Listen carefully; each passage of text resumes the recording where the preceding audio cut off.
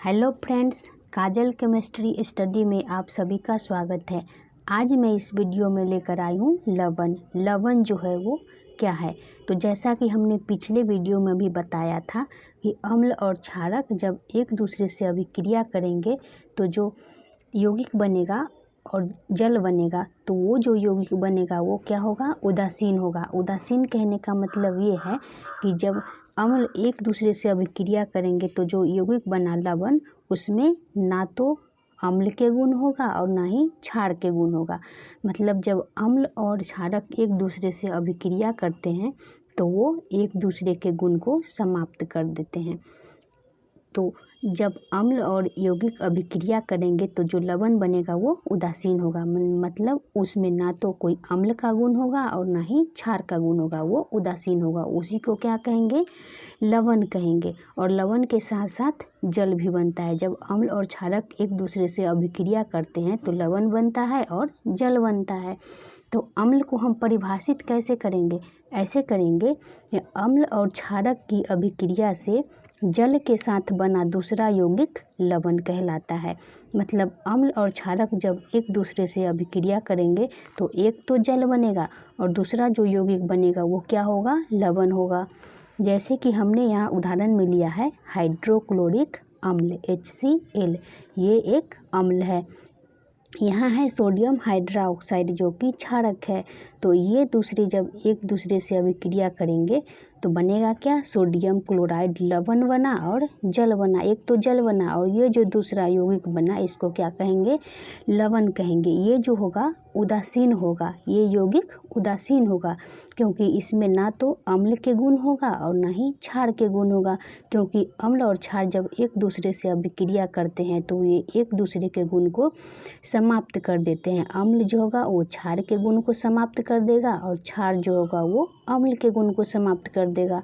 तो वही कह रहा है कि अम्ल और क्षारक की अभिक्रिया से जल के साथ बना दूसरा यौगिक लवण कहलाता है। यहाँ जब अभिक्रिया हुआ अम्ल और क्षारक के बीच तो जल बना और दूसरा जो यौगिक बना सोडियम क्लोराइड, ये क्या होगा, लवण होगा। अगला टॉपिक है लवण में दो मूलक विद्यमान रहते हैं। तो सबसे पहले जानते हैं कि मूलक क्या है। तो परमाणु और परमाणुओं के समूह, या तो परमाणु या फिर परमाणुओं का समूह जिस पर धन चार्ज रहेंगे या फिर ऋण चार्ज रहेंगे, उसको क्या कहेंगे, मूलक कहेंगे। केमिस्ट्री की भाषा में उसको मूलक कहेंगे।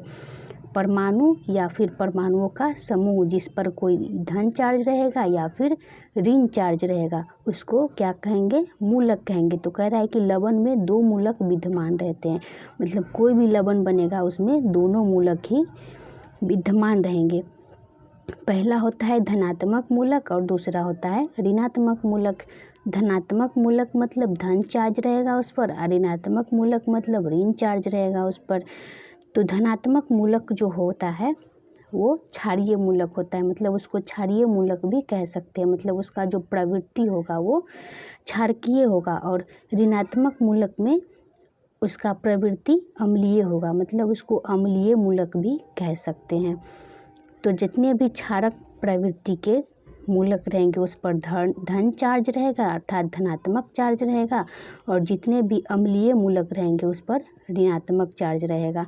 तो वही कह रहा है कि लवण में दो मूलक विद्यमान होता है। एक होता है धनात्मक मूलक जो कि क्षारीय मूलक भी होता है, और दूसरा ऋणात्मक मूलक जिसको अम्लीय मूलक भी कहते हैं।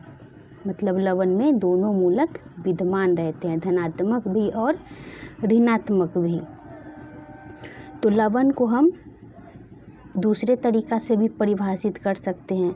एक तो हमने ऊपर परिभाषा बताया वो, और एक ऐसे, लवण वैसे यौगिक है जो अम्ल में विद्यमान विस्थापनशील हाइड्रोजन परमाणु के, कहता है कि अम्ल वैसे यौगिक है। यौगिक मतलब वो एक से अधिक प्रकार के तत्वों से मिलकर बना होता है लवण उसको, इसलिए वो एक यौगिक है। तो कह रहा है कि लवण वैसे यौगिक है जो अम्ल में विद्यमान विस्थापनशील हाइड्रोजन परमाणु के धातु अथवा धातु के सदृश आचरण करने वाले मूलक द्वारा पूर्ण या आंशिक रूप से विस्थापित होने पर बनता है। जैसा कि हमने अम्ल की परिभाषा में देखा था कि अम्ल जो है वो जलीय विलयन में हाइड्रोजन आयन देता है, मतलब उसमें विस्थापनशील हाइड्रोजन परमाणु विद्यमान रहता है। तो वही कह रहा है कि वैसे यौगिक जो अम्ल में विस्थापनशील हाइड्रोजन परमाणु के धातु अथवा धातुओं के समान आचरण करने वाले, सदृश मतलब समान, धातु के समान आचरण करने वाले, कह रहा है कि धातु या फिर धातु के जैसा ही आचरण करने वाला कोई दूसरा तत्व या फिर यौगिक द्वारा आचरण करने वाले मूलक द्वारा पूर्ण या आंशिक रूप से विस्थापित होने पर बनता है। मतलब कोई भी अम्ल में से जब हाइड्रोजन को विस्थापित किया जाता है या फिर धातु द्वारा विस्थापित किया गया हो या फिर धातु के समान आचरण करने वाले दूसरे तत्व या फिर यौगिक से विस्थापित किया गया हो, तो विस्थापित करने के बाद जो लवण बनता है अर्थात यौगिक बनता है वो क्या होगा, लवण होगा।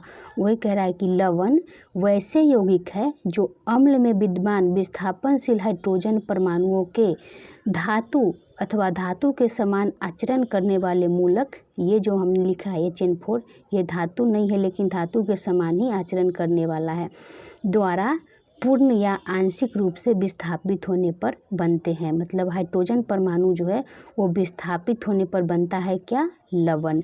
जैसा कि हमने उदाहरण में यहाँ पर लिया है H2SO4 सल्फ्यूरिक अम्ल, ये एक अम्ल है, इसमें हाइड्रोजन परमाणु विद्यमान है जो कि विस्थापनशील है। यहाँ हमने जब इसको जिंक से अभिक्रिया कराया तो यहाँ जिंक जो है वो हाइड्रोजन को विस्थापित कर देगा, मतलब अलग कर देगा और खुद इसका स्थान ले लेगा। मतलब जिंक जो है वो हाइड्रोजन को भगा देगा और अपने यहाँ पर आगे बैठ जाएगा। वही होगा क्या, विस्थापनशील हाइड्रोजन परमाणु। जिंक जो है वो हाइड्रोजन परमाणु को विस्थापित कर देगा, मतलब अलग कर देगा।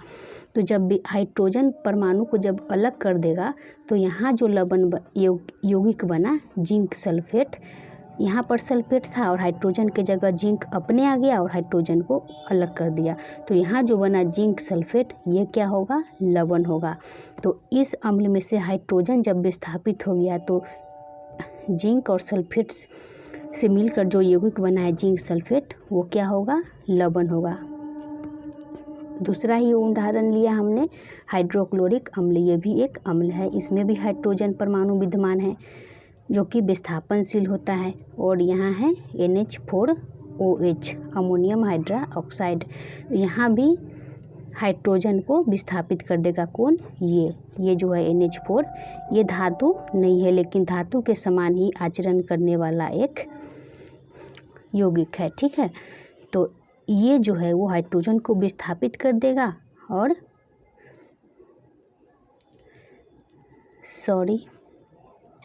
ये धातु नहीं है लेकिन धातु के समान ही आचरण करने वाला एक दूसरा यौगिक है। तो यहाँ पर भी हाइड्रोजन जो है विस्थापित हो जाएगा और यहाँ पर एक जो यौगिक बना NH4Cl, यहाँ भी Cl तो अपने जगह पर ही है Cl, और NH4 ये हाइड्रोजन को विस्थापित कर देगा और ये अपने स्थान, ये खुद उसका स्थान ले लेगा कौन, NH4। तो यहाँ भी और ये OH इधर से भी और इधर से भी विस्थापित हो जाएगा, वो क्या होगा, H2O। ये जल अलग हो गया, मतलब हाइड्रोजन जो परमाणु था वो अलग हो गया और एक लवण बना NH4Cl। तो ये जो लवण बना ये क्या होगा, लवण होगा।